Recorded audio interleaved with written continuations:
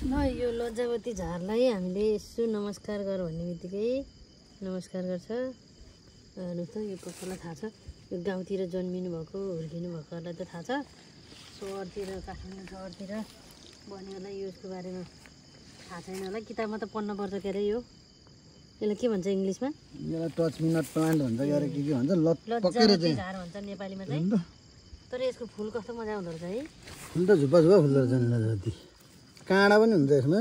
फुल चाहिँ केही नै दाना पनि भन्दो रहेछ। लज्जावतीको दाना झुप्पा झुप्पा यस्तो फल्दो चाहिँ। यो चाहिँ फेरि हुँदो रहेछ है। फुल कस्तो राम्रो हुँदो रहेछ। ल हेर्नुहोस् है फुल। फुल यस्तो, फुल यस्तो, फल यस्तो। त्यसको फलेर गएर यो बिउ लिएर रोप्नुपर्छ क्या हौ। यो जाब पाइन्छ बाँकी लिएर रोप्नु पर्यो है।